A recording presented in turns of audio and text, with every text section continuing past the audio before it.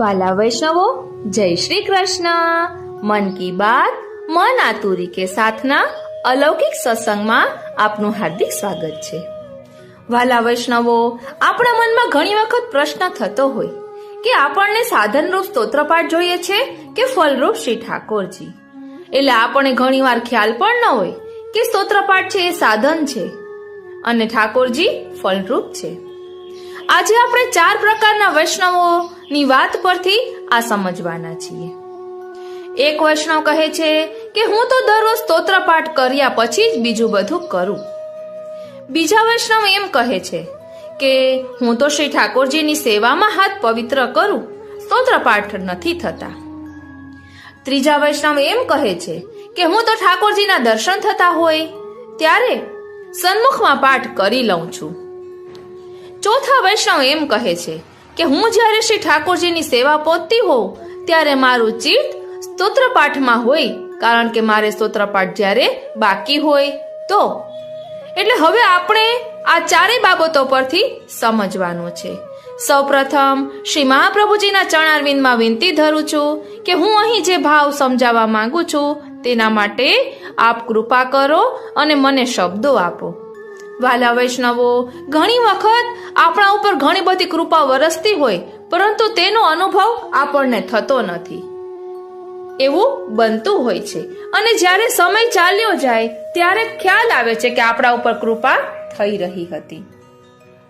વાલા વૈષ્ણવો, સૌપ્રથમ પહેલા એક વૈષ્ણવની વાત જોઈએ તો એક વૈષ્ણવ એમ કહે છે કે હું દરરોજ સ્તોત્રપાઠ કરું છું અને બીજું બધું પછી। એટલે એવું કરતા શું થાય છે? તે સ્તોત્રપાઠ પહેલા કરે એટલે ઠાકોરજીની બુહારીની સેવા ચૂકાઈ જાય, મેવો સિદ્ધ કરવાની સેવા ચૂકાઈ જાય, એવું ઘણી વખત બનતું હોય। એટલે ઘરમાં શ્રી ઠાકોરજી બિરાજતા હોય અને આખા દિવસમાં સ્તોત્રપાઠનો સમય ન મળતો હોય એટલે એવો નિયમ રાખ્યો હોય કે સવારે નાહીને એટલે સ્નાન કર્યા બાદ સૌપ્રથમ પાઠ કરી લેવા અને પછી ત્યારબાદ બીજું બધું ઘરનું કાર્ય કરવાનું। તો આ થયું સાધન કે સ્તોત્રપાઠને આપણે પ્રાધાન્ય આપ્યું। વાલા વૈષ્ણવો, આપણે કોઈ પણ લક્ષ્ય પર પહોંચવું હોય, જેમ કે અહીંથી આપણે ચંપારણ્ય જવું હોય તો આપણે સાધનનો આધાર લઈએ તો શું લઈએ? ટ્રેનમાં જઈએ કે બસમાં જઈએ, કોઈ વાહનમાં જઈએ। એટલે એ થયું સાધન કે જેના ઉપર આપણે સવાર થઈને જઈએ। એટલે સ્તોત્રપાઠ છે એ સાધન છે અને આપણે પાઠ શેના માટે કરીએ છીએ? તો ઘણા એમ જવાબ આપે કે પ્રભુની પ્રાપ્તિ માટે। તો પ્રભુ પ્રાપ્ત થયા છે તો પછી શું સ્તોત્રપાઠને પ્રાધાન્ય આપવું જોઈએ કે પ્રભુને? એ આપણે વિચારવાનું છે। એટલે આપણે આટલું બધું ઊંડું વિચારતા નથી હોતા એટલે આપણને ખ્યાલ નથી હોતો। જાગ્યા ત્યારથી સવાર એટલે 252 વૈષ્ણવની વાર્તામાં પણ એક પ્રસંગ આવે છે કે તેમાં એક વૈષ્ણવ છે જે દરરોજ ગિરિરાજની પરિક્રમા કરતા અને દરરોજ શ્રી ગુસાઈજીને દંડવત કરવા આવતા। શ્રી ગુસાઈજી કોઈ દિવસ તેની સાથે વાતચીત પણ ન કરતા, પણ એક દિવસ એવું બન્યું કે એને પગમાં કંઈક ઠોકર વાગી એટલે તે દિવસે તે પરિક્રમા ન કરી શક્યા અને તે દિવસે તેને ગિરિરાજની પરિક્રમાનો માર્ગ બુહારી કરી, એટલે બધા કાંટા કંકર એ બધું ઉપાડીને સાફ કર્યું કે અહીંથી શ્રી ગુસાઈજી પધારશે અને કંઈક ઉત્સવ પણ હતો એટલે ઠાકોરજી પધારશે તો કોઈને શ્રમ ન પડે। એટલે તે દિવસે એને તત્સુખનો વિચાર કર્યો। પોતાના સુખનો વિચાર તે દરરોજ કરતા હતા કે ગિરિરાજની પરિક્રમા કરું તો મને આ ફળ પ્રાપ્ત થાય, એટલે પોતાના સુખ માટે ગિરિરાજની પરિક્રમા કરતા હતા। અને એક દિવસ આવું પગમાં લાગવાથી પરિક્રમા ન કરી શક્યા એટલે એને આ રીતે રસ્તો સાફ કર્યો। તો તે દિવસે ગુસાઈજીએ સામેથી તેમને બોલાવ્યા અને તેના પર પ્રસન્ન થયા અને એ વૈષ્ણવે ગુસાઈજીને પૂછ્યું પણ ખરી કે મારા વાલા, હું તો દરરોજ આપના દર્શન કરવા આવું છું, દંડવત કરું છું, આપે મને ક્યારેય નથી બોલાવ્યો અને આજે જ કેમ બોલાવ્યો? ત્યારે શ્રી ગુસાઈજીએ કહ્યું કે દરરોજ તો તારા સુખનો વિચાર કરતો હતો, આજે તે તત્સુખનો વિચાર કર્યો। શ્રી ઠાકોરજી, શ્રી ગુરુદેવ અને વૈષ્ણવના સુખનો વિચાર કર્યો। એટલે આપણે પણ એ વિચારવાનું છે। આપણે સ્તોત્રપાઠ કરીએ છીએ તો તેનાથી પ્રભુને કંઈ સુખ નથી થતું, એ તો આપણા ખાતામાં જમા થાય છે। એટલે એક પ્રકારનું પુણ્ય આપણે જેમ કહીએ તે પ્રકારનું થાય છે, તેમાંથી ઠાકોરજીને કોઈ સુખ નથી. એટલે આપની પાસે જો બે ઓપ્શન હોય કે સ્તોત્રપાઠ કરવા કે શ્રી ઠાકોરજીની સેવામાં પરચાંદગી કરવી કે હાથ પવિત્ર કરવા, જે મોકો મળે સાઈડની સેવા જે આપણે કહીએ કે અપરસમાં સ્નાન ન કર્યું હોય પરંતુ બહારની બધી સેવા કરવા મળતી હોય, તો તે બે ઓપ્શનમાંથી કયું કરવું તો એ આપણે સમજવાનું છે કે સ્તોત્રપાઠ તો સાધન છે અને આ બધી પરચાંદગી એ બધું ફલરૂપ છે. કારણ કે આપણે બુહારી કરીએ મંદિર પોતનું આપણે જે કહીએ એ આપણે કરીએ તો ઠાકોરજી ત્યાં ખેલવા પધારે, વૈષ્ણવો દર્શન કરતા હોય, ઘરના બધા સભ્યો વૈષ્ણવો જ છે અને ઠાકોરજી આખા ઘરમાં ખેલતા હોય. એવું નથી હોતું કે ફક્ત મંદિરવાળા રૂમમાં જ ખેલે, તો આખું ઘર જ શ્રી ઠાકોરજીનું છે. તો આપણે તત્સુખનો વિચાર કરીએ તો પ્રભુ આપણા ઉપર જલ્દી પ્રસન્ન થાય. મારી અલ્પમતીથી આ બધું કહું છું, તેમાં પણ કાલિંદી બેટીજીના યુગલ ચણારીના કોટી કોટી દંડવત પ્રણામ કરું છું, કારણ કે આ બધું મને એમના વચનામૃત સાંભળીને આત્માના દ્વાર ખુલ્યા છે. હવે બીજા પ્રકારના વૈષ્ણવની વાત કરીએ. એક વૈષ્ણવ એમ કહે છે કે હું જ્યારે ઠાકોરજીના દર્શન કરું ત્યારે સાથે સાથે પાઠ કરી લઉં છું. તો વાલા વૈષ્ણવો, આ પણ આપણે વિચારવાનું છે કે સામે ફળ બિરાજમાન છે તો સાધન સાથે કરવાની કઈ જરૂર છે ખરી? અરે શ્રીનાથજી, એટલે જેમ કે અત્યારે હોળી ખેલના દિવસો ચાલી રહ્યા છે, તો આપણા મમ્મી ઠાકોરજીની સેવા પહોંચતા હોય તો તે હોળી ખેલના પદ, ટૂંકમાં જે પદ નિત્યના આવતા હોય એ પદ ગાતા હોય અને આપણે મનમાં પાઠ કરીએ તો ઠાકોરજીને પણ રસાભાસ થાય કે આમાં હું કોનું સાંભળું. અને તેમાં પણ આપણે આપણા સુખનો વિચાર કર્યો, આપણે નિત્ય નિયમના પાઠ છે તે આપણે કરવા છે એટલે આપણે કરીએ. તો આ રીતે ઠાકોરજીની સન્મુખ પાઠ કરવા કે નહીં એ આપણે વિચારવાનું છે.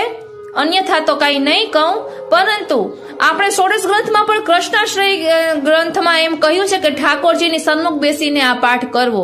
એવો ખુલાસો શા માટે કર્યો હશે? કારણ કે પાઠ છે એ સ્મરણ ભક્તિ છે. આપણા પતિ આપણી સામે હોય તો આપણે એના ગુણગાન કરીશું કે એની સેવા કરીશું કે એના સુખનો વિચાર કરીશું? ત્યારે કઈ આપણે એના વખાણ કરવા નહીં બેસીએ કે તમે તો ખૂબ સારા છો, મારું ખૂબ ધ્યાન રાખો છો, કે ખૂબ ડાયા છો, ક્યારે કોઈનું અપમાન નથી કરતા, બધાને માન આપો છો, એવા ગુણગાન કરીશું કે એની સેવા કરીશું? એટલે ઠાકોરજીની સન્મુખ આપણે પાઠ કરીએ તો એ સ્મરણ ભક્તિ થઈ. સ્મરણ તો અનુસરમાં કરવાનું હોય, જ્યારે સાક્ષાત ઠાકોરજી સન્મુખ બિરાજતા હોય ત્યારે પાઠ ન કરવા જોઈએ. આ મારી અલ્પમતી છે, બાકી જૈસી જીસકી સોચ, સમજ કી સમજ ભલી. હવે ત્રીજા પ્રકારના વૈષ્ણવની વાત કરીએ તો એક વૈષ્ણવ એમ કહે છે કે એ નાનપણથી સ્તોત્રપાઠ કરવાની ટેવ એમને, એટલે ઘણી વખત ઠાકોરજીની સેવા કરવાનો પણ લાભ મળે કે ઘરના કોઈ મોટું વડીલ બહારગામ ગયું હોય તો ઠાકોરજીની સેવા પહોંચવાની આવતી હોય, તો એ એમ કહે કે મારે પાઠ બાકી હોય તો હું સેવા પહોંચતી હોય તો મારું ચિત્ત પાઠમાં હોય કે મારે હજી પાઠ નિયમના બાકી છે, તો ફળ હાથમાં છે અને આપણે સાધન વિશે વિચાર કરીએ. આ બધું આપણે વિચારવાનું છે, કારણ કે આપણે આવી નાની નાની ભૂલો કરતા હોઈએ છીએ અને આપણા પુષ્ટિ માર્ગની ખૂબ જ સૂક્ષ્મ ગતિ છે, એટલે આ બધું આપણે વિચારવાનું છે. એટલે ફળ હાથમાં છે. આપણે પાઠ કોના માટે કરીએ? પ્રભુની પ્રસન્નતા માટે કે લૌકિક કામનાઓ માટે કે પુણ્ય મેળવવા માટે? જો પ્રભુ પ્રાપ્તિ માટે કરતા હોય તો પ્રભુ તો અત્યારે આપના હાથમાં છે, તો આપણે ઠાકોરજીને લાડ લડાવવા જોઈએ, નહીં કે પાઠ વિશે વિચારવું જોઈએ. અને છતાં પણ એમ ન બની શકતું હોય તો સવારે થોડુંક વહેલું ઉઠી પાઠ કરીને પછી ઠાકોરજીની સેવા પહોંચવી જોઈએ. કે પાઠમાં ચિત્ત રહેતું હોય તો પછી આવો વિકલ્પ શોધવો જોઈએ. પરંતુ સેવા સમયે સેવા અને સત્સંગ સમયે સત્સંગ, પાઠ સમયે પાઠ, એ બધું આપણે ધ્યાન રાખવાનું. હવે ચોથા પ્રકારના વૈષ્ણવનો પ્રકાર જોઈએ તો એ વૈષ્ણવ મને શ્રીનાથજીના પાટોત્સવના દિવસે જ મળ્યા હતા અને ઘણા દિવસે મને મળ્યા એટલે મેં એમને પૂછ્યું કે અત્યારે નવીનમાં શું કરો છો એવી રીતે. એટલે એ દરરોજ પુસ્તક પણ વાંચે, સત્સંગ પણ કરે, દરરોજ સેવા પણ કરે અને એમના વખાણ પણ મેં ખૂબ જ સાંભળ્યા છે. અમારા વડીલો પણ એમના વિશે કહેતા હોય કે ખૂબ જ ઠાકોરજીની, મહાપ્રભુજીની એમના પર અસીમ કૃપા છે. એટલે મેં એમને પૂછ્યું તો એને કહ્યું કે ઠાકોરજીની સેવામાં તો હાથ પવિત્ર કરું છું, પરંતુ સ્તોત્રપાઠ નથી બનતા અને એનો ઉદ્વેગ પણ નથી કરતી. ત્યારે મેં પણ એને એ જ કહ્યું કે આ ખૂબ જ સારું કહેવાય કે ફલરૂપ ઠાકોરજી આપને પ્રાપ્ત થયા છે, તો પછી સાધન માટે શું કામ દોડીએ. એટલે જેમ કે આપણે ઘણીવાર કોઈ નવી સામગ્રી બનાવવી હોય તો અનવસરના સમયમાં પણ બનાવતા હોઈએ. જેમ કે ઠાકોરજીને પોઢાડ્યા બાદ પણ આપણે કોઈ સામગ્રી બનાવતા હોઈએ તો આપણી પાસે બે ઓપ્શન હોય કે સામગ્રી સિદ્ધ કરવામાં મદદરૂપ થવું છે કે સ્તોત્રપાઠ કરવા છે. તો આપણે એ વિચારવાનું છે કે સામગ્રી ધરાવીએ તો સાક્ષાત શ્રી ઠાકોરજી આરોગે અને મહાપ્રસાદના રૂપમાં બધા વૈષ્ણવો પણ લે. તો આપણે એ જોઈએ છે કે સ્તોત્રપાઠ કરીને આપણા સુખનો વિચાર કરવો છે અને ઠાકોરજીની પ્રસન્નતા શેમાં છે તત્સુખનો વિચાર આપણે કરવાનો છે. વાલા વૈષ્ણવો, 2 દિવસથી આ વિચાર મગજમાં ઘૂમતો હતો. એટલે જાણે એવું લાગી રહ્યું હતું કે ઠાકોરજી મારી સાથે ચકેડી ફરી રહ્યા છે. આ વિચારોની વિચારો એટલા બધા ઘૂમતા હતા કે મને એમ થયું કે હવે આ રેકોર્ડ કરી લઉં. એમ થયું કે હવે તો હું થાકી ગઈ પ્રભુ, ચકેડી ફરી ફરીને મારો મગજ ઘૂમવા લાગ્યો. એટલે આપણે આ બધું વિચારવાનું છે. એટલે વાલા વૈષ્ણવો, આપણે કોઈ ભૂલ કરતા હોઈએ તો એ સુધારવાની, એવું નહીં વિચારવાનું કે અમારે પહેલેથી આ રીતે ચાલતું આવ્યું છે તો એમ કરવું. આપણે આપણા વડીલો કોઈ સેવા પહોંચતા હોય તો સેવાના પ્રકારમાં કોઈ ભૂલ હોય કે એવું કઈ હોય, કારણ કે એમના વડીલો પહેલેથી એમ કરતા હોય એટલે જે ચીલો ચાલ્યો આવતો હોય તે જ આપણે કરીએ એવું વિચારીએ તો આપણે આપણી ભૂલોને સુધારવી જોઈએ. ત્યારે એવું ન વિચારવું જોઈએ કે પહેલેથી આ ચીલો ચાલ્યો આવે છે. આપણે શેઠ પુરુષોત્તમદાસની વાર્તામાં પણ આવે છે કે એ ધોતી પહેરતા ને ધોતી પાછળથી એ બેસે ને એટલે જરાક ખુલી જતી. તો એમના સંતાનોને એમ હતું કે ધોતી પાછળથી જરાક ખોલીને જ બેસવાનું. એટલે એના દીકરા સેવા મોજે ત્યારે, હવે વાર્તાનું નામ સાચું છે કે નહીં મને ખ્યાલ નથી. અરે શ્રીનાથજી, હા, એટલે એવું આવે છે. ટૂંકમાં આપણે આપણા વડીલોને જે રીતે જોતા હોઈએ તે રીતે કરીએ. પછી પૂછ્યું, એમના દીકરાને પૂછ્યું કે તમે આમ કેમ કરો છો? તો કે અમારા વડીલો પણ આ રીતે કરતા. એટલે એમના જે વડીલ, એમના પિતા જે હતા એમનું તો શરીર ખૂબ ટૂંકમાં મોટા બાંધાના, થોડાક જાડા હતા. એટલે એવી રીતે બેસવા જતા ને ખુલી જતી ધોતી. એટલે આ બધું આપણે વિચારવાનું છે. એક વાર્તામાં એવું આવે છે કે એક વૈષ્ણવ બહુ નિષ્કિંચન હતા અને એમની પાસે ચમચી પણ ઠાકોરજીને ભોગ ધરવા માટે નહોતી. એટલે દાંતણ એમાં ધરાવતા કે ઠાકોરજી ઠારીને આરોગે એવી રીતે. તો એ વૈષ્ણવનું જોઈને બીજા વૈષ્ણવ 2 દાંતણ ધર્યા. એમ કરતા કોકે જોડી ધરી અને પછી ખબર પડી કે આની પાછળ શું ભાવ છે એ તો નથી ખબર, પણ આને એક ધરી તો અમે તો સંપન્ન છીએ તો અમે આખી જોડી ધરી. એટલે આવું ન થવું જોઈએ. એટલે કાંઈ પણ આપણા મનમાં પ્રશ્ન હોય તો વલ્લભકુલને, આપણા ગુરુદેવને પૂછવું જોઈએ. કારણ કે આપણે કોઈ બીજાને પૂછવા જઈએ તો એમાં એના વિચારો પણ સામેલ થાય. એટલે આ બધું આપણે ધ્યાન રાખવું જોઈએ. એટલે સ્તોત્રપાઠ છે એ સાધન છે અને શ્રી ઠાકોરજીની સેવા છે એ ફલરૂપ છે. વાલા વૈષ્ણવો, મેં પણ આવી ભૂલ કરેલી છે એટલે હું આપની સાથે આ વાત શેર કરી રહી છું. એટલે મેં આપને પહેલા પણ કહ્યું છે કે મારે ફક્ત બ્રહ્મ સંબંધ હતું, એટલે મને આ પુષ્ટિ માર્ગની કઈ ખબર જ નહોતી. એટલે આપણે જે બીજાઓ કરતા હોય એ જોઈને આપણે એવી રીતે કરતા હોઈએ. એટલે વાલા વૈષ્ણવો, મારા લગ્ન થયા ત્યારે દરરોજ મેવો સિદ્ધ કરતી, પણ એનું શું મહાત્મ્ય છે, એની પાછળનો શું ભાવ છે કઈ ખબર નહોતી. મંદિરવાળા રૂમમાં પોતું કરવું, વાસણ માંજવા, એ બધું હું કરતી, પણ ત્યારે એનું શું મહાત્મ્ય છે એ ખબર નહોતી. અને જેમ જેમ ખબર પડી તો એ બધું અત્યારે છૂટી ગયું છે. એટલે બધું એક સાથે પ્રાપ્ત નથી થતું.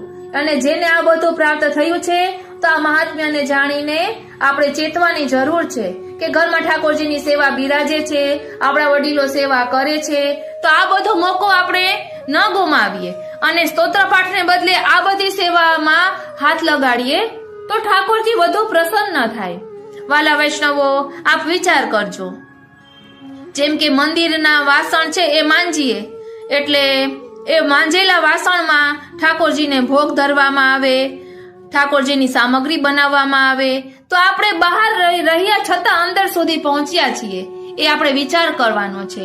ફૂલની માલાજી આપણે સિદ્ધ કરીએ, બનાવીએ, તો તેમાં થાક હોય, ફૂલ સિદ્ધ કરીને માલાજી બનાવીએ તો માલાજી આપણે અપરસવા નથી છતાં બનાવી છે, છતાં પણ એ માલાજી ઠાકોરજીના શ્રીઅંગ સુધી પહોંચે છે. એટલે આપણે બહાર રહેવા છતાં ઠાકોરજીની સન્મુખ પહોંચ્યા, ઠાકોરજીનો સ્પર્શ મળ્યો. આ બહાને વ્રજ ભક્તોની સેવા કરી તો કેટલાનું અંતર ઠર્યું એ આપણે વિચારવાનું છે. પછી તેવી જ રીતે આપણા વડીલો સેવા પોતતા હોય, એમના જે મંદિરના અલગ વસ્ત્ર હોય એ આપણે ધોઈએ કરીએ, આપણે ઘરનું કામ કરીએ, એ પણ વૈષ્ણવોની સેવા જ છે. અને આ મારા ઠાકોરજીનું ઘર છે એવી રીતે વિચારીને આપણે રહીએ તો આખી દ્રષ્ટિ જ બદલી જશે. આપણા શ્રી હરિરાય મહાપ્રભુજીએ નિત્યલીલામાં એ જ બધું તો વર્ણન કર્યું છે કે પ્રાત સમય ઉઠી વ્રજબાલા ગાવતી મંગલ ગીત રસાલા, કરી શ્રીંગાર મથનિયા ધોવે, અપનો દહિયો વિલોવે. ક્યાંય પણ એમ નથી કહ્યું કે આ વ્રજબાલાઓ બેસીને પાઠ કરતી. ક્યાંય પણ આપે સાંભળ્યું છે ખરી કે ગોપીજનો ધ્યાન લગાવીને બેસતા અને ઠાકોરજીને યાદ કરતા? ક્યાંય પણ એવું સાંભળ્યું છે ખરું? એટલે હું પાઠનો વિરોધ નથી કરતી, એ પણ ખાસ ધ્યાન રાખજો. કોઈ અન્યથા ભાવ ન લઈ આવતા. મારી ભાવના સાવ શુદ્ધ છે. આપણને વિકલ્પમાં પાઠ લેવા જોઈએ. જેમ કે સેવા નથી બનતી તો સ્મરણ ભક્તિ દ્વારા પ્રભુ સુધી પહોંચવાનો માર્ગ ના રૂપમાં આપણે લેવું જોઈએ. અને સેવાનો બધો પ્રકાર પહોંચીને સ્તોત્ર પાઠ જરૂર કરાય, બેસીને પણ કરાય. અને ખરી રીતે તો બેસીને જ પાઠ કરવા જોઈએ, મન શાંત કરીને જ કરવા જોઈએ. એ પણ એક નિયમ છે, એવું નથી. પરંતુ હું તો ખાલી આપને કહું છું કે આપણે સાધનને પ્રાધાન્ય આપીશું તો પ્રભુને નહીં ગમે. એટલે જેમ કે ઓલો ભાગવતજીના પ્રસંગમાં પણ આવે છે ને, શકટ ભંજન લીલામાં, કે શકટ એટલે કે ગાડાની નીચે પ્રભુને પોઢાડ્યા અને ઉપર બધું શું હતું? દૂધ, દહીં, માખણ, એ બધું એની ઉપર હતું. એટલે જેમ કે આપણે કોઈ વેપાર કરીએ છીએ એટલે ચિત્ત આપણું લૌકિકમાં હોય, અહંતા મમતા રૂપ એ બધી વસ્તુ છે. કેમ કે આપણું મન એમાં આવે કે એનાથી આપણી કમાણી થશે ને પૈસા મળશે. તો પ્રભુની ઉપર આપણે કોઈ સાધનને રાખીએ તો તે પ્રભુને જરા પણ ગમતું નથી. એટલે પ્રભુએ એ ગાડાને ઊંધું પાડી દીધું. એટલે આપણે આ સમજવાનું છે. ઘણી વખત આપણને એમ થાય કે મારી સાથે આવું શા માટે થઈ રહ્યું છે, તો ઘણી જગ્યાએ આપણે પણ જવાબદાર હોઈએ છીએ. તો ફલરૂપ ઠાકોરજી પ્રાપ્ત થયા છે, ઘરમાં ઠાકોરજી બિરાજે છે, તો આપણે આ રીતે પરચાર્ગી કરીને ઠાકોરજીની સેવામાં સન્મુખ થઈએ તો ઠાકોરજીને પણ વધુ આનંદ આવશે. આપણે પ્રસંગ દ્વારા પણ જોયું કે ગિરિરાજની પરિક્રમા કરતા હતા તો ગુસાઈજી પ્રસન્ન નથી થયા, પરંતુ જ્યારે બુહારી કરી ત્યારે પ્રસન્ન થયા છે. એટલે કેન્દ્રમાં શ્રીનાથજીને રાખીને કોઈ પણ કાર્ય કરવાનું, કેન્દ્રમાં આપણે નથી રહેવાનું. સ્તોત્ર પાઠ કરવાથી એ આપણા ખાતામાં જમા થાય એટલું જ છે કે એક પ્રકારનું પુણ્ય આપણે કર્યું કે આપણા પાપોનો નાશ થાય. પાપોનો નાશ નથી થતો, પરંતુ સૂડીનો ઘા સોઈએ ભોગવવાનું આવે છે. પરંતુ એ બધા કરતા જો આપણે સત્યને પકડીને ચાલીએ અને શ્રીનાથજીને કેન્દ્રમાં રાખીને કોઈ પણ કાર્ય કરીએ તો પ્રભુ વધુ પ્રસન્ન થાય. એટલે જેને માથે ઠાકોરજી નથી બિરાજતા, બીજો કોઈ વિકલ્પ નથી અને ઠાકોરજીની સેવાનો ખૂબ તાપ થાય છે, તો એ સ્તોત્ર પાઠ કરે એ 100% બરાબર છે. એટલે સેવા પહોંચે છે એને સ્તોત્ર પાઠ નથી કરવાના એમ પણ હું નથી કહેતી, પણ આપણા શ્રી મહાપ્રભુજીએ ગુસાઈજીએ જે સેવાનો પ્રકાર બતાવ્યો છે કે સેવા સમયે સેવા અને સત્સંગ સમયે સત્સંગ, અનોસરમાં પાઠ, આ બધું જે રીતે પ્રકાર દર્શાવ્યો છે તે કંઈક વિચારીને જ એમણે આ બધું કર્યું હશે ને, તો આપણે એ અમલમાં લઈએ. અને આ ઘણા 35 સર્વોત્તમ સ્તોત્રના પાઠ કરે, ઘણા 108 યમનાષ્ટકના પાઠ કરે. તો વાલા વૈષ્ણવો એવું પણ કરી શકાય કે આપણા પુષ્ટિ માર્ગના ગ્રંથો હોય તેનું થોડુંક ચિંતન કરીને આપણે આપણા અલૌકિકમાં આગળ વધીએ, કે આપણે જે ભૂલો કરતા હોય સુધારવાનો પ્રયાસ કરીએ, એ રીતે પણ કરી શકાય. એટલે થોડુંક પુષ્ટિ માર્ગનું જ્ઞાન પણ જરૂરી છે. કંઈ પણ ભૂલ થઈ હોય તો ક્ષમા કરશો, અને જો આપને આ કંઈ ઉપયોગી થયું હોય અને આપના મનનું સમાધાન થયું હોય તો હરિગુરુ વૈષ્ણવની અસીમ કૃપા. બાકી મારી અલ્પમતીથી આપની સાથે આ વાત શેર કરી છે, એટલે કંઈ પણ ભૂલ હોય તો મને ક્ષમા કરશો. વાલા વૈષ્ણવો, ઘણી વખત આપણે આપણા સુખનો વિચાર કરતા હોઈએ, આપણને એવું મગજમાં પણ ન હોય કે આપણે આપણા સુખનો વિચાર કર્યો છે, અને અજાણતામાં આપણે પ્રભુથી દૂર થઈ જતા હોઈએ. એટલે મેં આપની સાથે આ વાત શેર કરી છે. આજનો આ સત્સંગ શ્રીનાથજી, શ્રી યમુનાજી, શ્રી મહાપ્રભુજીના ચરણારવિંદમાં સમર્પિત કરું છું. જય શ્રી કૃષ્ણ. અને હા વાલા વૈષ્ણવો, અહીં મેં 4 પ્રકારે જે વાત કરી તેમાં કોઈ પણ પર્સનલી વાત લેવાનું નથી. એક એટલું કહું કે મને જે ટચમાં આવ્યા હોય વૈષ્ણવો, એની સાથે મેં જ્યારે પણ આ વાત શેર કરી હોય તો જે પહેલા પાઠ કરતા હતા તે હવે ઠાકોરજીની સન્મુખમાં પાઠ પણ નથી કરતા, અને કે હવે હું હટાગ્રહ પણ નથી રાખતી કે પાઠ જ કરવા જોઈએ, કે હવે મને સમજાઈ ગયું છે. એટલે બસ આપણે આપણી ભૂલોને સુધારીએ, કારણ કે પ્રભુ કયા રૂપમાં આવીને ક્યારે કહી જાય, કોના હૃદયમાં બિરાજીને આ વાત કરી જાય તે આપણને ખબર પડતી નથી. એટલે કોઈ આપણને ટકોર કરે, આપણા વડીલો કોઈ આપણને ટકોર કરે તો એવું નહીં વિચારવાનું કે મને આ રીતે કહી દીધું, પરંતુ તેમાં પણ કદાચ પ્રભુએ જ એના રૂપમાં આવીને આપણને કહ્યું હોય એવું પણ બની શકે. એટલે સેવા સમયે સેવા, અને ઠાકોરજીની સન્મુખમાં જે દિવસે જે પદ ગાવાના હોય એનું ગાન કરીએ તો ઠાકોરજીને વધુ આનંદ આવે. આ રીતે આજનું આ સત્સંગ શ્રીનાથજી, શ્રી યમુનાજી, શ્રી મહાપ્રભુજીના ચરણારવિંદમાં સમર્પિત કરું છું. જય શ્રી કૃષ્ણ. પ્રભુ નંદ કુમારો મેં સ્વામિની વૃષભાનુજા, કૃતાર્થોહમ કૃતાર્થોહમ કૃતાર્થોહમ ન સંશય. આપણા મનમાં ઘણીવાર પ્રશ્ન થતો હોય છે કે શ્રી ઠાકોરજીની સન્મુખ બેસીને શા માટે પાઠ ન કરાય. એટલે કે આપણે ઠાકોરજીની સેવા કરતા હોઈએ ત્યારે ઠાકોરજીની સન્મુખ બેસીને પાઠ ન કરાય, કૃષ્ણાશ્રય સિવાયનો. તે આપણે વડીલોના મુખે સાંભળ્યું હોય છે. મેં હમણાં જ કાલિંદી બેટીજીના વચનામૃતમાં સાંભળ્યું, એટલે આપની સાથે આ વાત શેર કરી રહી છું કે આપણે ઠાકોરજીની સન્મુખ બેઠા હોઈએ ત્યારે શા માટે પાઠ ન કરાય. એટલે કે પ્રગટ સ્વરૂપે ઠાકોરજી બિરાજતા હોય તો પછી પ્રસિદ્ધ પુરુષોત્તમ ના ગુણગાન થોડી ગાવાના હોય, કારણ કે પ્રગટ પુરુષોત્તમમાં પ્રસિદ્ધ પુરુષોત્તમ સમાયેલા જ છે, પૂર્ણ પુરુષોત્તમ સમાયેલા જ છે. દાખલા તરીકે આ લૌકિક ઉદાહરણ તો હું આપું છું કે સોની નોટ હોય આપણી પાસે, તો પછી આપણે જુદી 10 ની નોટ આપણી પાસે ન હોય તો ચાલે, કે જુદી 20 ની નોટ ન હોય તો ચાલે, પરંતુ 10 ની નોટમાંથી સોની નોટ ન બને. એના બદલે સોની નોટ આપણી પાસે હોય તો તેમાંથી આપણે 10 ની 10 નોટ લઈ શકીએ. એટલે કે પ્રગટ પુરુષોત્તમમાં બધા જ પુરુષોત્તમનો સમાવેશ થાય છે. એટલે પ્રગટ પુરુષોત્તમ બિરાજતા હોય ત્યારે તેના ગુણના ગાઈએ. અહીં કાલિંદી બેટીજીએ લૌકિક ઉદાહરણ આપ્યું હતું. આપે કહ્યું કે આપણી સામે આપણો પુત્ર બેઠો હોય, ટૂંકમાં આપણું સંતાન આપણી સામે હોય તો આપણે એને એમ થોડી કહીએ કે હું તને બહુ યાદ કરી રહી છું, એવું આપણે થોડી કહીએ. કેમ કે તો એને ગુસ્સો આવે કે અત્યારે હું છું તારી પાસે તો તું મારી સાથે વાતો કર, ગુણના ગાઈને શું કામ છે. એટલે આપણે ઠાકોરજીની સેવા કરતા હોઈએ ત્યારે પાઠ ન કરવાનું. કૃષ્ણાશ્રયના પાઠની તો આજ્ઞા છે એટલે તે પાઠ કરાય, બાકી બીજા પાઠ ઠાકોરજીની સન્મુખ ન કરાય. ઘણા એવી રીતે પણ કરતા હોય છે કે ટેરો આવે ત્યારે કરે. એટલે આમાં વચનામૃતમાં મેં સાંભળ્યું કે ટેરો એટલે માયાનું આવરણ. ઠાકોરજી કહે કે હું ટેરાની અંદર ને તું ટેરાની બહાર. એટલે સેવા સમયે સેવા અને કથા સમયે કથા માટે આમ કહેવામાં આવ્યું છે.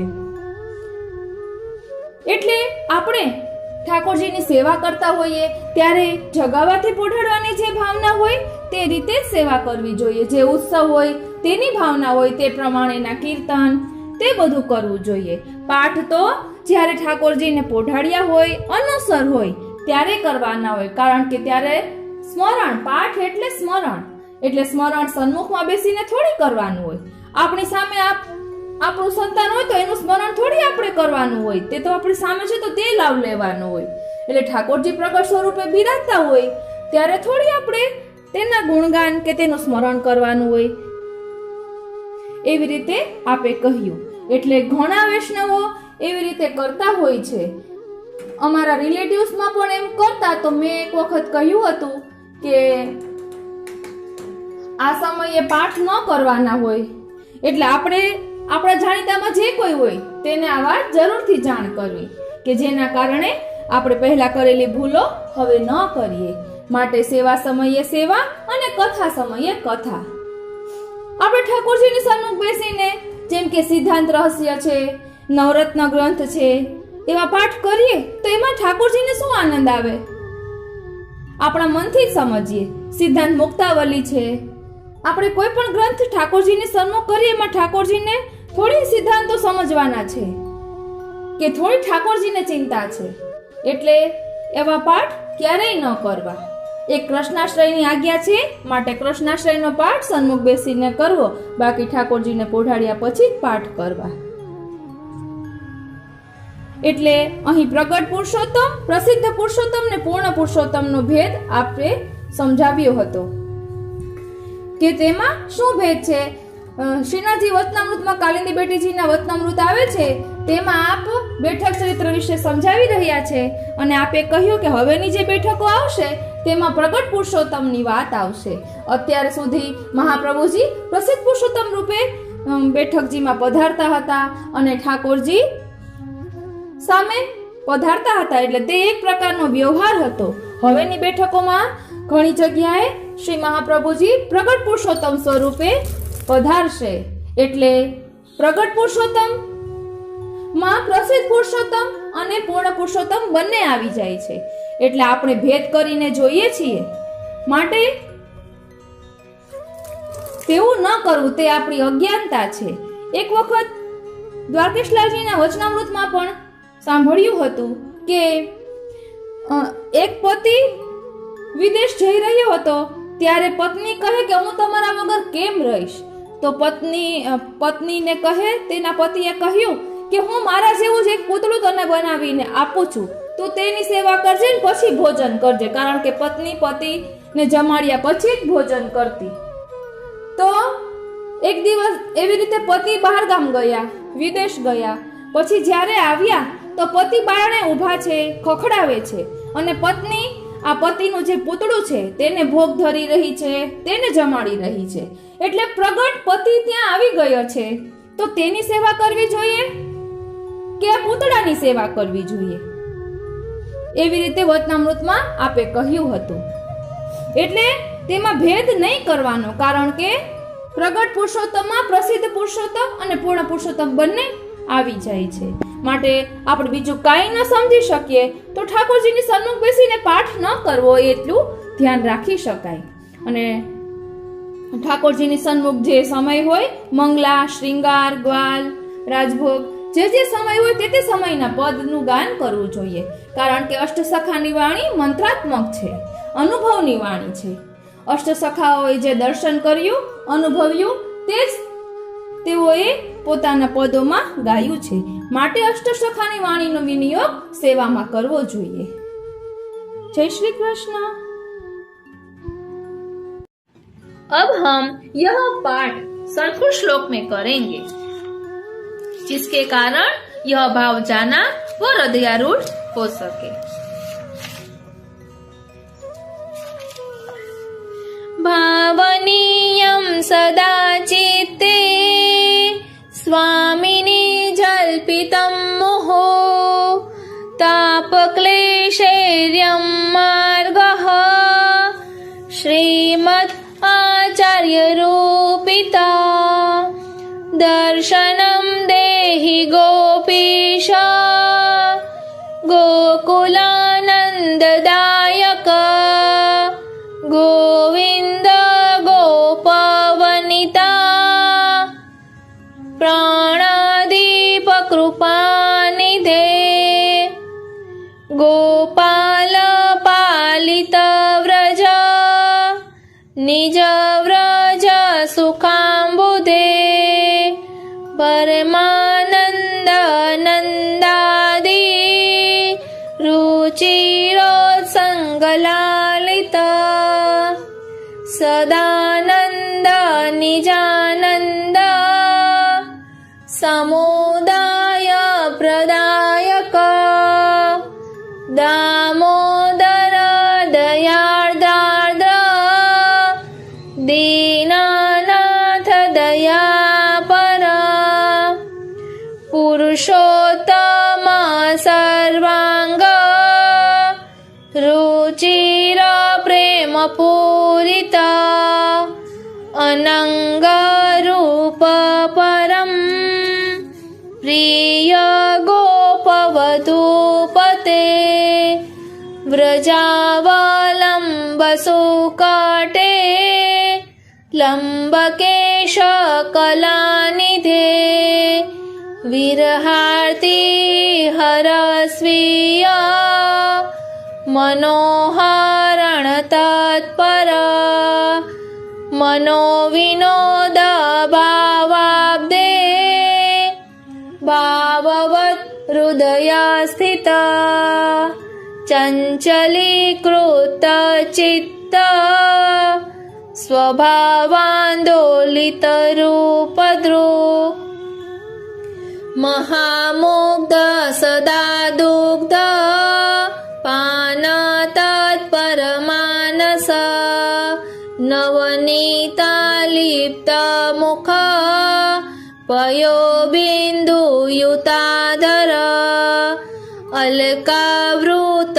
વદન મદનાદિક સુંદર કપોલ વિલસદ્રાગ કસ્તુરી તિલકાંચિત સિંજનુપુર શોભાઢ્ય નખભૂષણ ભૂષિત સઘોષ સૂક્ષ્મ સુકટી વિલસત ક્ષુદ્ર ઘંટિક રાજત હૃદય વૈયાગ્ર નખભૂષણ ભૂષિત કંજલોચન લોલાક્ષ વિશાલાક્ષ વિલક્ષણ દિનેક શરણ સ્વીય સર્વસામર્થ્ય સંયુત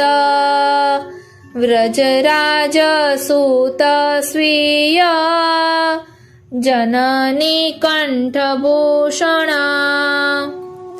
હા કૃષ્ણ હા સદાનંદ હા વૃંદાવનભૂષણ હા નંદરાય તનય હા યશોદાંક ખેલન હા ગોપિકેશ હા નાથ હા ગોકુલ પુરંદર હા હા વ્રજ જનાર્તિઘ્ન હા હા નિસાધનાધિપ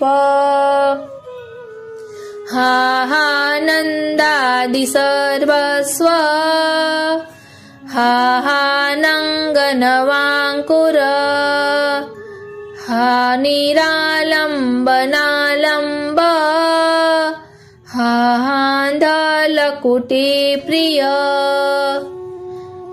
એવં વિધાની સતતમ જલ્પિતાની મુહોર્મુહુ અવગત્ય ચ ભાવેન ભાવનીયાર્હનર્નિશમ. આ રીતે આ સ્તોત્ર અહીં વિરામ લે છે. વાલા વૈષ્ણવો, આ તો અનુભવની વાત છે. પ્રાચીન ભગવદીઓના મુખે પણ સાંભળેલું છે, વચનામૃતમાં પણ સાંભળેલું છે, અને રમેશભાઈ પરીખ શિક્ષાપત્રનું આચમન એવું પુસ્તક એમનું જે આપણે અગાઉ શિક્ષાપત્ર રસપાન કર્યું હતું તેમાં પણ કહ્યું છે કે આ સૂત્રનો દરરોજ પાઠ કરવાથી શ્રી ઠાકોરજી સાનુભવ જતાવે છે, અને શ્રદ્ધા અને ભક્તિપૂર્વક પાઠ કરવાથી 100% પ્રભુ આપણને અનુભવ જતાવે જ છે. વાલા વૈષ્ણવો, જેવો વિચાર કરીને આપણે સૂઈએ એવો અનુભવ થાય. રાત્રે સુવા પહેલા જો કોઈ ફાઇટિંગ વાળું પિક્ચર જોયું હોય તો એ પ્રકારનું આપણને નિંદરમાં સ્વપ્નમાં અનુભવ થાય, અને પ્રભુનું સ્મરણ કરીને સૂઈએ તો એ પ્રકારનો આપણને અનુભવ થાય.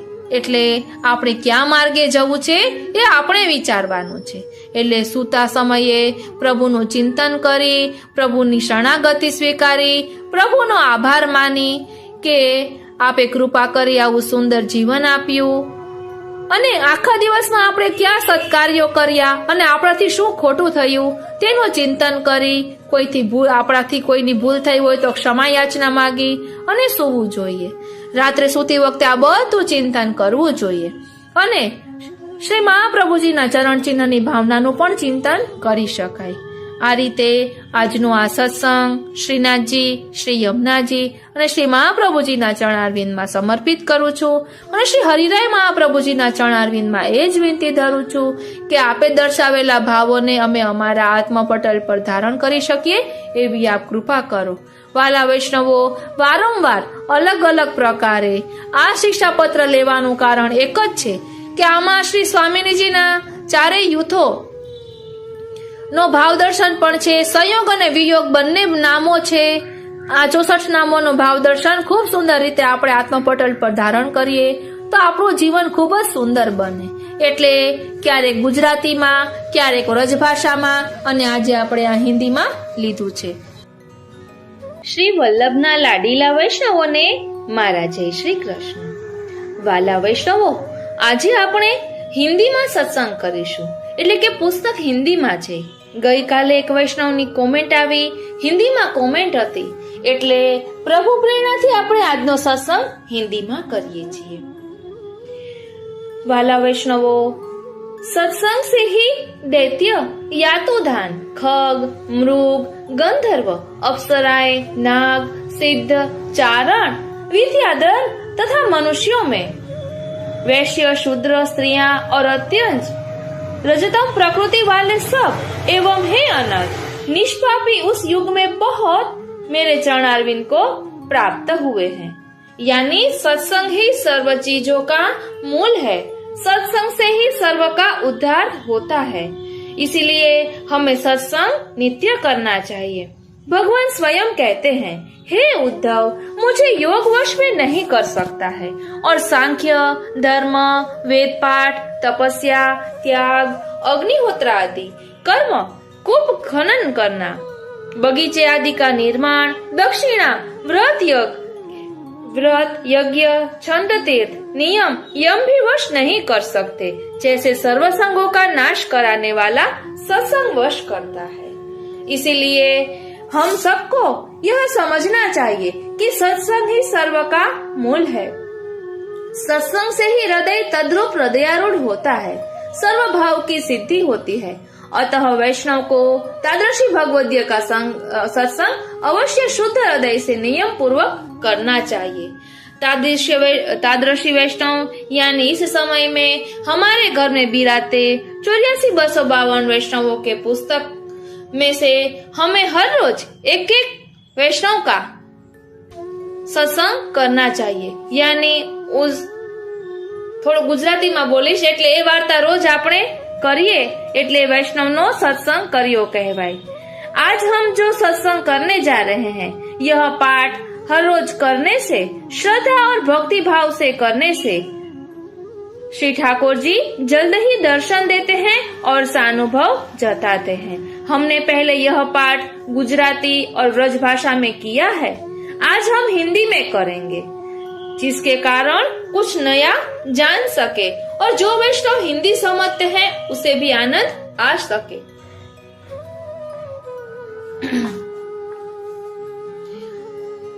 प्रिय वैष्णवों, श्री हरिराय महाप्रभु जी ने 12वें शिक्षा पत्र में श्री स्वामिनी जी के वाक्यों की भावना अहर्निश करनी चाहिए, उसका निरूपण करते हैं. और ऊपर कहे चतुष्टय प्रकार सिद्ध होने के पीछे किस भांति अनुभव हो, उसका वर्णन इस शिक्षा पत्र में करते हैं. दर्शनम देहि गो अरे श्रीनाथ जी भावनीयम सदा चित्ते भावनी अरे श्रीनाथ जी श्रीनाथ जी श्रीनाथ जी श्रीनाथ जी। अब हम शिक्षा पत्र की शुरुआत करते हैं। इस शिक्षा पत्र से सभी वैष्णव को अनुभव होता है, ऐसे वचनामृत में भी आता है। मूलम भावनीयम सदा चित्ते स्वामिनी जल्पितं मोहो तापकलेशैर्यं मार्गः श्रीमद् आचार्य रूपितः। वारंवार चित्त में श्री स्वामिनी जी के वचन यानी विप्रयोग दशा में हे नाथ, हा रमण, हा प्रिय, कहाँ हो, हा महाभुज, आपकी मैं दीन दासी हूँ, हम इनको दर्शन दे दो इत्यादि भावनीय है, क्योंकि यह मार्ग विरह ताप के क्लेश सहित श्रीमद् आचार्य जी ने निरूपण किया है। अब इसकी व्याख्या करते हैं कि श्री कृष्ण के विप्रयोग में श्री स्वामिनी जी इस प्रकार वारंवार जल्पना करती है। इस भांति पुष्टि मार्गीय भगवदीय चित्त में भावना करे, उसको प्रेमामृत में कहा है, एकदा कृष्ण विरहात् दयायन्ति प्रिय संगमम मनो बाप निराशाय जल्पतिदम मुहुर्मुहु। एक दिन श्री कृष्ण के विरह से प्रिय संगम का ध्यान करती श्री स्वामिनी जी के हृदय के अश्रु निकालने के लिए वारंवार ऐसे शब्द करते हैं। श्री स्वामिनी जी श्री कृष्ण के मिलन के लिए विप्रयोग कर वारंवार जल्पना करती है।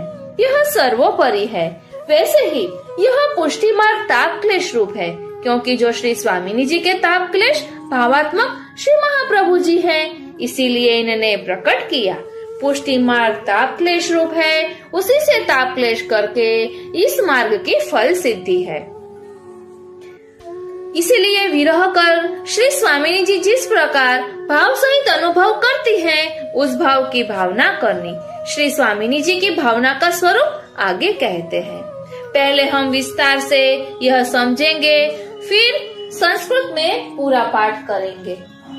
मूलम दर्शनम देहि गोपीशा गोकुलानंददायक गोविंद गोपवनिता प्राणाधीप कृपानिधे। हे गोपीजन के ईश, हे गोकुल यानी धेनुकुल अथवा भक्तकुल को आनंद देने वाले, हे गोविंद, हे ब्रज भक्तों के प्राणपति, हे कृपा के भंडार, दर्शन देव। व्याख्या।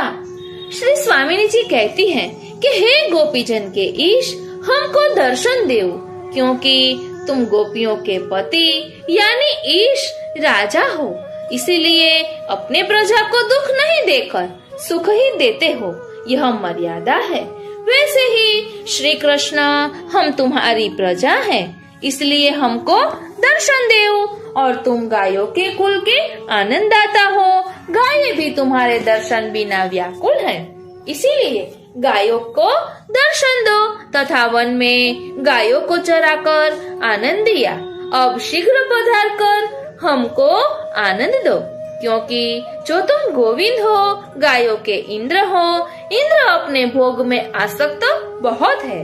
वैसे तुम ब्रज भक्तों को सुख देते हो, क्योंकि जो गोप वनिता के प्राण के अधिपति हैं, तुम्हारे दर्शन के मिलने से गोप वनिता जीवित है। ऐसे श्री कृष्ण कृपा निधि हमको शीघ्र दर्शन देव।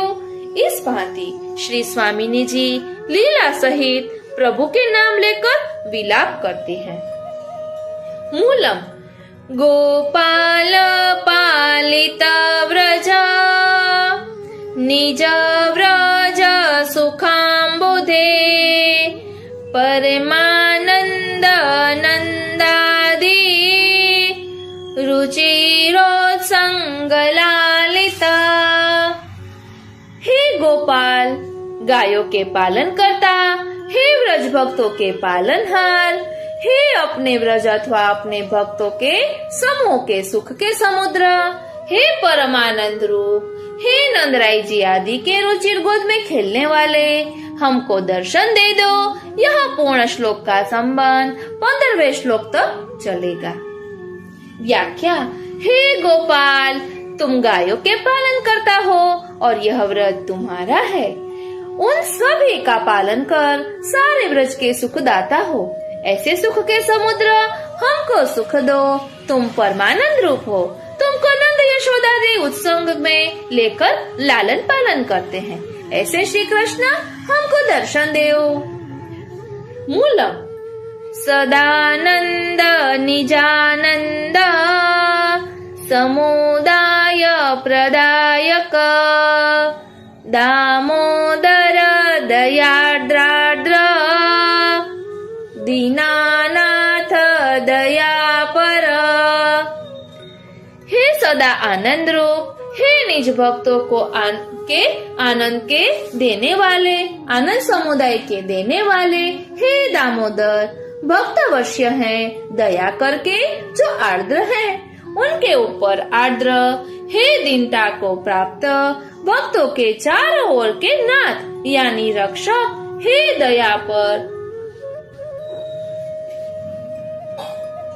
हे श्री कृष्ण, तुम तो सदा आनंद रूप हो, व्रज में समुदित जीव मात्र के आनंद दाता हो और श्री यशोदा जी ने दाम उदर से बांधा है। ऐसे भक्तों के वश हो, दया कर तुम्हारा हृदय आर्द्र है और दीनानाथ हो। जो अति दीन भक्त हो, जिनके कोई नहीं, उनके तुम हो और दया पर हो, सर्व पर तुम्हारी दया है। हे श्री कृष्ण, दया कर हमको दर्शन देओ। मूलम। पुरुषोत्तम सर्वांग रुचिर प्रेम पूरिता अनंग रूप परम प्रिय गोपवधूपते। हे पुरुषोत्तम, हे सर्वांग में सुंदर, हे प्रेम पूरित, हे कामदेव के समस्त रूप के उत्कृष्ट, हे प्रिय अथवा हे गोपवधू के पति। व्याख्या। हे पुरुषोत्तम, सबसे पर, ऐसे सर्वों पर तुम्हारे सर्व अंग रुचिर है। जिस अंग का दर्शन होता है वहाँ नयन लगे रहते हैं। उसको भगवदिया ने गाया है। राग नट। रूप देखा नैना पलक लागे नहीं। श्री गोवर्धन धर के अंग अंग पर निरखी नयन मन रहत छवि तही। इस भांति सर्वांग रुचिर हो, प्रेम पूरित हो, सर्वांग में प्रेम रस भर रहा है। आदि दैविक अनंग रूप परम सुंदर हो।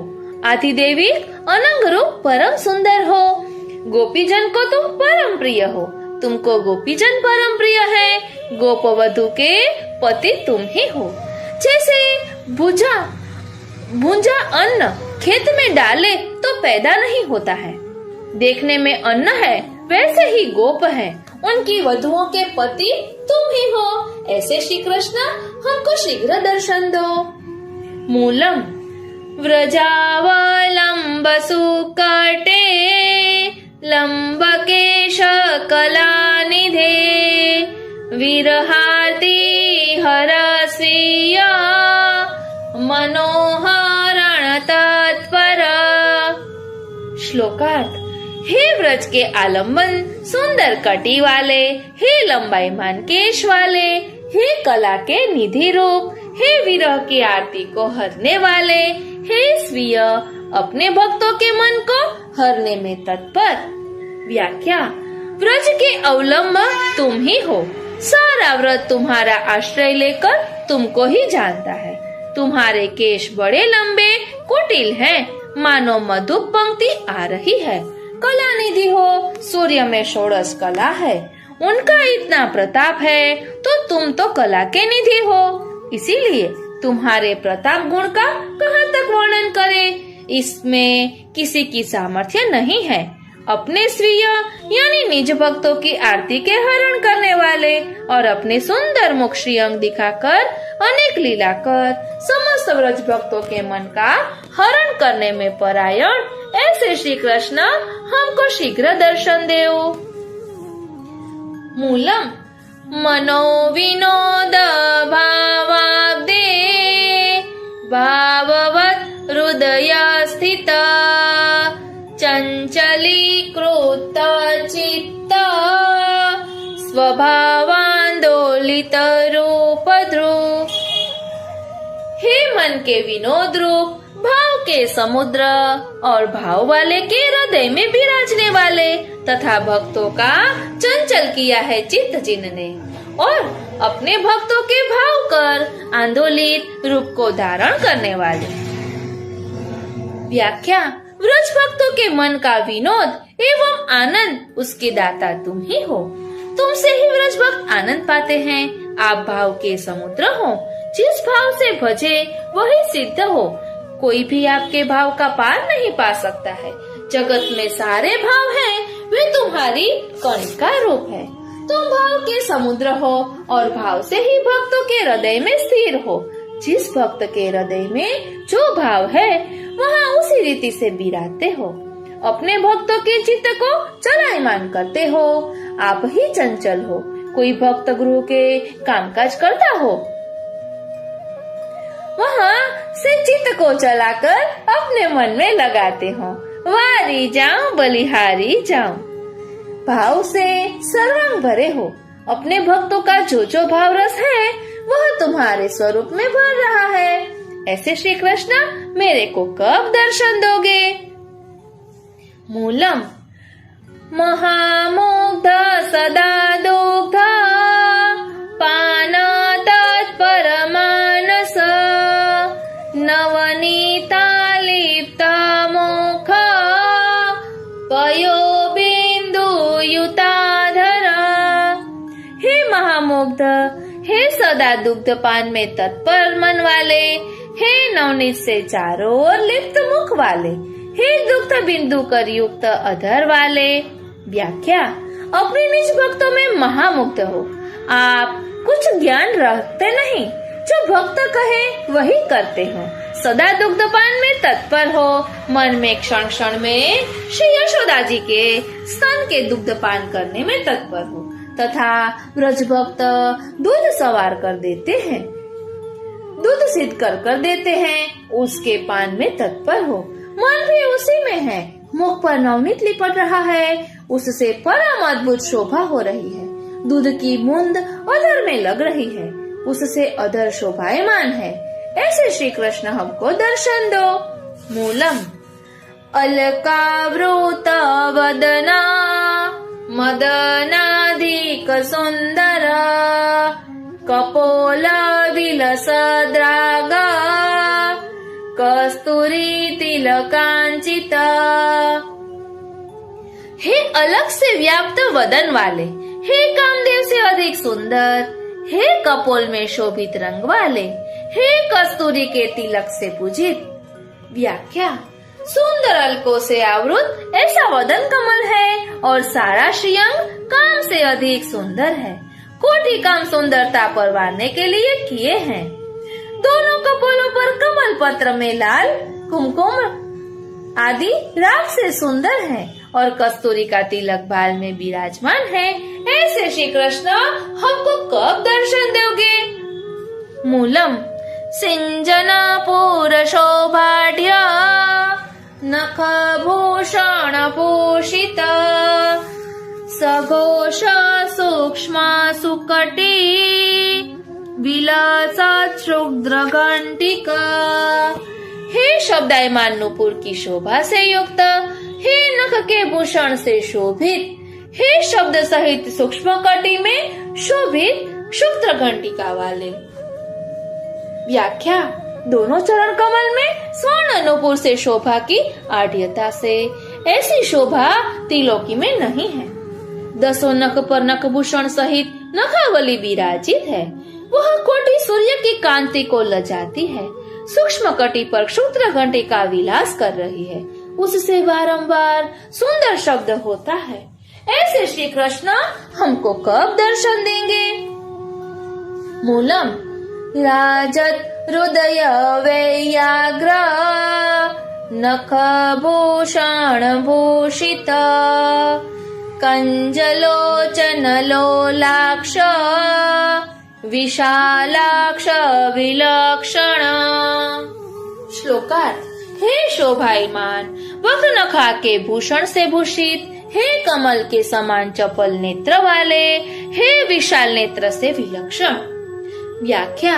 हृदय के ऊपर बाघ का नख सुवर्ण से जड़ित कर नखभूषण श्री यशोदा जी ने पहनाया है, जिससे मेरे पुत्र को किसी की दृष्टि नहीं लगे। वक्षस्थल में नखभूषण शोभित है। नयन कमल समान अति सुंदर तथा चंचल है। जैसे कमल शीतल है, ताप हारक है, वैसे श्री कृष्ण श्री ठाकुर जी के नेत्र कमल सारे भक्तों के हृदय के ताप हारक हैं और नेत्रों से अनेक भक्तों को रसदान करते हैं, संकेत सूचन करते हैं। ऐसा करने से नयन चंचल है, नेत्र कमलवत बड़े विशाल है, गुणायमान आरक्त विलक्षण है। उसकी उपमा किसी से कही नहीं जा सकती है, अर्थात अनिर्वचनीय है। ऐसे श्री कृष्ण हमको कब दर्शन देंगे? मूलम दीने का शरण स्वीय सर्व सामर्थ्य संयुत व्रजराज सूत स्वीय जननी कंठभूषण। हे दीन के मुख्य आश्रय स्थान, हे अपने सर्व सामर्थ्य से संयुक्त, हे नंदराय जी के पुत्र, हे अपनी माता श्री यशोदा जी के कंठ के आभूषण रूप। व्याख्या। जो दीन है, निज भक्त के शरण है, अपने श्रेय भक्त दीन हो शरण रहे हैं, उनकी सर्व भांति प्रभु रक्षा करते हैं, क्योंकि श्री कृष्ण सर्व सामर्थ्य युक्त है। श्री भागवत के 9वें स्कंद में भगवान दुर्वासा मुनि के प्रति कहते हैं, हे दारागार पुत्राप्तान प्राणान वितन मिमं परम हित्वा माम शरणं याता कथम तांस्त्यप्तु मुत्सहे। जो स्त्री गृह पुत्र आप्त प्राण द्रव्य यह लोक और परलोक को छोड़कर मेरी शरण आए, उनको छोड़ने का मैं कैसे उत्साह करूं?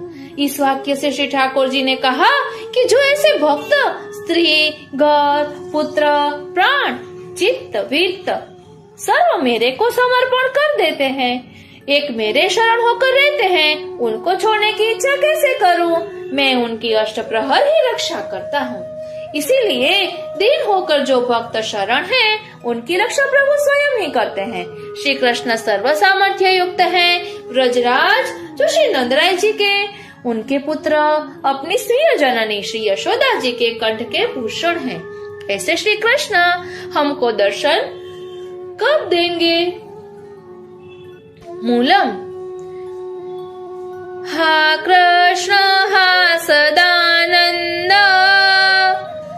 हा वृंदावन भूषण हा नंदराय तनय हा यशोदांक खेलना। हा फलात्मक, हा सदा आनंद रूप, हा वृंदावन के भूषण, हा श्री नंदराय जी के पुत्र, हा श्री यशोदा जी के अंक में खेलने वाले। व्याख्या। हा कृष्ण श्री कृष्ण नाम फलात्मक है, सर्ववेद स्मृति का सार।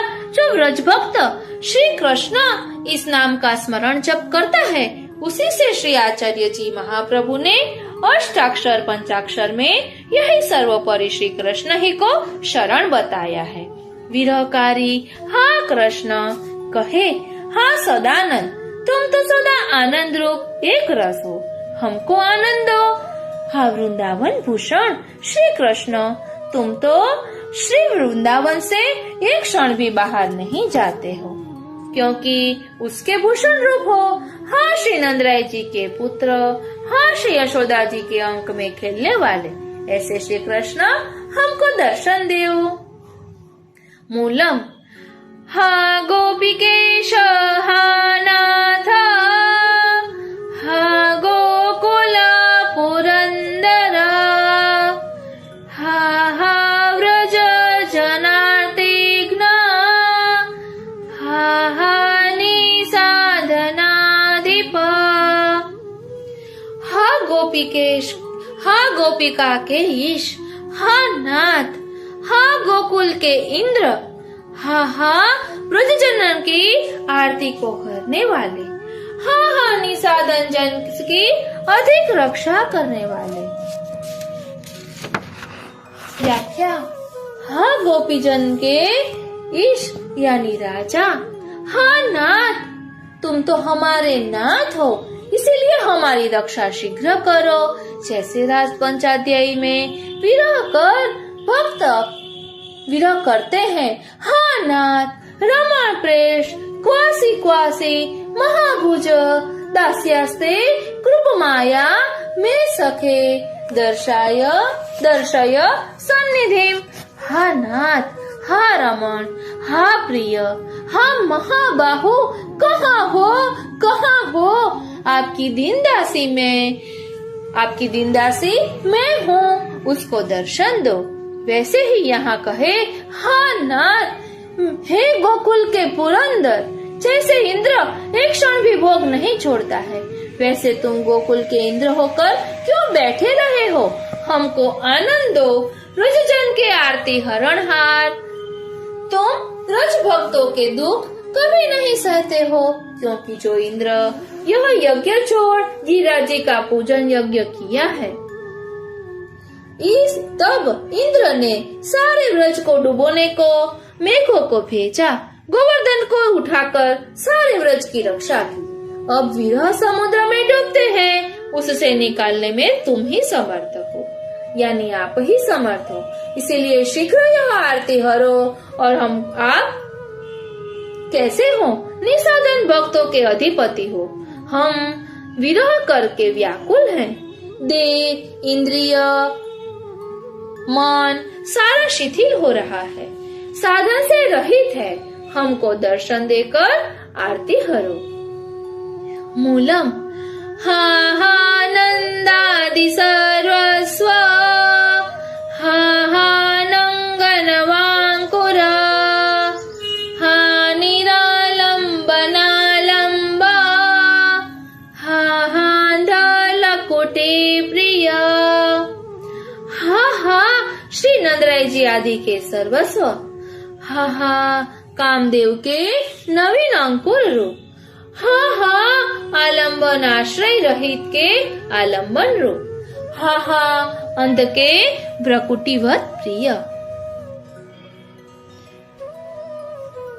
लकुटिव्रत प्रिय। व्याख्या, नंदादि गोप गोपी सखा गाय सर्व के तुम एक ही सर्वस्व हो। तुम बिना सारे पदार्थ तुच्छ हैं, एक तुम ही हो, सर्व के जीवन प्राण हो। और तुम अनंग जो कामदेव उसके नवांकुर हो।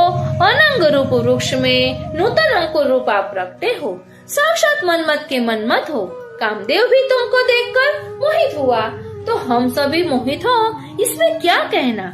जिसके कुछ भी अवलंब नहीं है, उनके तुम ही अवलंब हो। यह कहकर यह जताया कि सभी जगह आश्रय छोड़कर एक श्री कृष्ण का ही आश्रय करो, तब प्रभु आश्रय देते हैं। इसीलिए निरालंब के अवलंबन श्री कृष्ण है। जैसे अंधे को लकड़ी प्रिय है, उसका ही अवलंब है, वैसे ही हमारे तुम प्रिय हो, अवलंब हो। तुम्हारे ही अर्थ सारी क्रिया करते हैं। इसी भांति समस्त श्री स्वामिनी जी विप्रयोग करती है। मूलम एवं विधानि सततम जल्पितानि मुहुर्मुहुः अवगत्य च भावेन भावनीयान्यहर्निशम्। ऐसे श्री स्वामिनी जी जल्पना करते हैं, वारंवार भाव जानकर अहर्निश उनकी भावना करनी। व्याख्या, इस प्रकार निरंतर श्री स्वामिनी जी वारंवार जल्पना करती है यानी विरह करती है। तब श्री ठाकुर जी पधार कर समस्त स्वामिनी जी को दर्शन देकर उनके मनोरथ पूर्ण करते हैं। इसमें 64 नाम कहे हैं। उनका अभिप्राय यह है कि तुम 4 युद्ध के पति हो, एक युद्ध के। श्री स्वामिनी जी 16 नाम 16 श्रृंगारात्मक रस का अनुभव लीला सहित करते हैं, इसीलिए 64 नाम कहे हैं। अब श्री हरिराय जी कहते हैं कि तुम इस भांति श्री स्वामिनी जी के विरह भाव की भावना अहर्निश करो, तब श्री स्वामिनी जी की कृपा से हृदय में भाव स्थित होगा, तब प्रभु अपना अनुभव कराएंगे। यह सिद्धांत सर्वोपरि है। इति श्री हरिराय जी कृत शिक्षा पत्र का श्री गोपेश्वर जी कृत ब्रज भाषा टीका का हिंदी भाषा अनुवाद यहाँ विराम लेता है।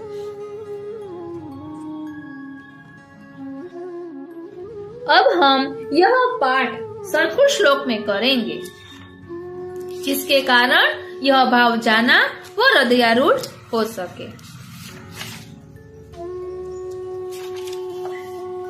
भावनीयं सदा चित्ते स्वामिनी जल्पितं मुहो तापक्लेशैर्यं मार्गः श्रीमद् आचार्य रूपिता दर्शनं देहि गोपीश गोकुलानन्ददायक गोविन्द गोपवनिता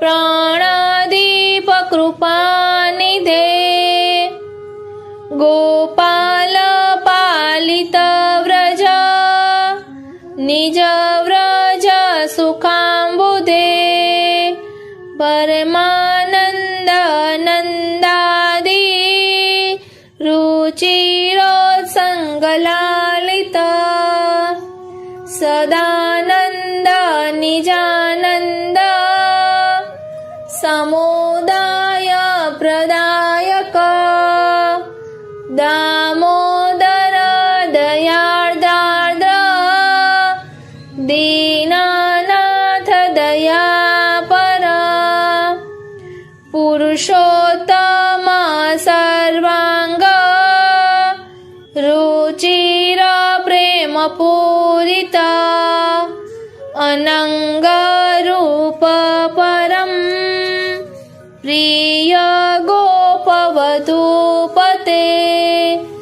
व्रजावलंब सुकटे लंबकेश कलानिधे विरहार्ति हरस्वीय मनोहरण तत्पर मनोविनोद भावाब्दे भाववत् हृदय स्थित चञ्चलीकृत चित्त स्वभावान्दोलित रूपद्रु महामुग्ध सदा दुग्ध पान तत्परमानस नवनीतालिप्त मुख पयोबिन्दुयुताधर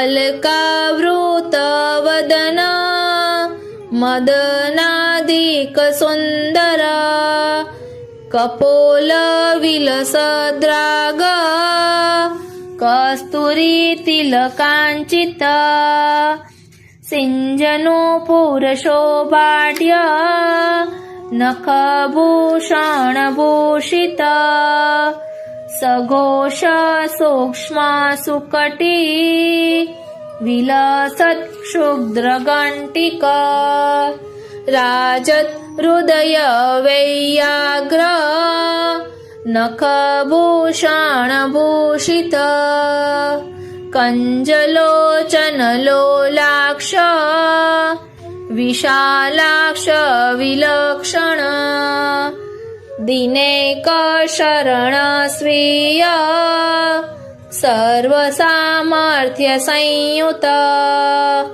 વ્રજરાજસૂત સ્વીય જનની કંઠભૂષણ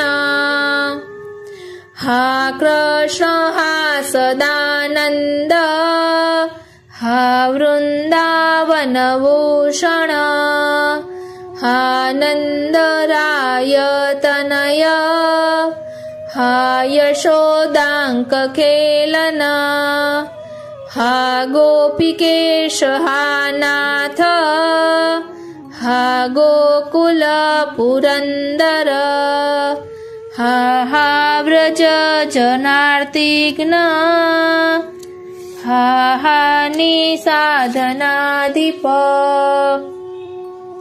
હા હા નંદાદિ સર્વસ્વ હા હા નંગનવાંકુર હા નિરાલંબનાલંબ હા હાંધલકુટી પ્રિય એવં વિદાની સતતમ જલ્પિતાની મુહોર્મુહુ અવગત્ય ચ ભાવેન ભાવનીયાનર્નિશમ. આ રીતે આ સ્તોત્ર અહીં વિરામ લે છે. વાલા વૈષ્ણવો, આ તો અનુભવની વાત છે. પ્રાચીન ભગવદીઓના મુખે પણ સાંભળેલું છે, વચનામૃતમાં પણ સાંભળેલું છે, અને રમેશભાઈ પરીખ શિક્ષાપત્રનું આચમન એવું પુસ્તક એમનું જે આપણે અગાઉ શિક્ષાપત્ર રસપાન કર્યું હતું તેમાં પણ કહ્યું છે કે આ સૂત્રનો દરરોજ પાઠ કરવાથી શ્રી ઠાકોરજી સાનુભવ જતાવે છે, અને શ્રદ્ધા અને ભક્તિપૂર્વક પાઠ કરવાથી 100% પ્રભુ આપણને અનુભવ જતાવે જ છે. વાલા વૈષ્ણવો, જેવો વિચાર કરીને આપણે સૂઈએ એવો અનુભવ થાય. રાત્રે સુવા પહેલા જો કોઈ ફાઇટિંગ વાળું પિક્ચર જોયું હોય તો એ પ્રકારનું આપણને નિંદરમાં સ્વપ્નમાં અનુભવ થાય, અને પ્રભુનું સ્મરણ કરીને સૂઈએ તો એ પ્રકારનો આપણને અનુભવ થાય. એટલે આપણે ક્યાં માર્ગે જવું છે એ આપણે વિચારવાનું છે. એટલે સૂતા સમયે પ્રભુનું ચિંતન કરી, પ્રભુની શરણાગતિ સ્વીકારી, પ્રભુનો આભાર માની કે આપે કૃપા કરી આવું સુંદર જીવન આપ્યું, અને આખા દિવસમાં આપણે ક્યાં સત્કાર્યો કર્યા અને આપણાથી શું ખોટું થયું તેનું ચિંતન કરી, આપણાથી કોઈની ભૂલ થઈ હોય તો ક્ષમા યાચના માગી અને સૂવું જોઈએ. રાત્રે સૂતી વખતે આ બધું ચિંતન કરવું જોઈએ, અને શ્રી મહાપ્રભુજીના ચરણ ચિહ્નની ભાવનાનું પણ ચિંતન કરી શકાય. આ રીતે આજનો આ સત્સંગ શ્રીનાથજી, શ્રી યમુનાજી અને શ્રી મહાપ્રભુજીના ચરણારવિંદમાં સમર્પિત કરું છું, અને શ્રી હરિરાય મહાપ્રભુજીના ચરણારવિંદમાં એ જ વિનંતી ધરું છું કે આપે દર્શાવેલા ભાવોને અમે અમારા આત્મપટલ પર ધારણ કરી શકીએ એવી આપ કૃપા કરો. વાલા વૈષ્ણવો, વારંવાર અલગ અલગ પ્રકારે આ શિક્ષાપત્ર લેવાનું કારણ એક જ છે કે આમાં શ્રી સ્વામિનીજીના ચારેય યુથો નો ભાવ દર્શન પણ છે, સંયોગ અને વિયોગ બંને નામો છે. આ 64 નામોનો ભાવ દર્શન ખૂબ સુંદર રીતે આપણે આત્મપટલ પર ધારણ કરીએ તો આપણું જીવન ખૂબ જ સુંદર બને. એટલે ક્યારેક ગુજરાતીમાં, ક્યારેક વ્રજભાષામાં, અને આજે આપણે આ હિન્દીમાં લીધું છે. જય શ્રી કૃષ્ણ.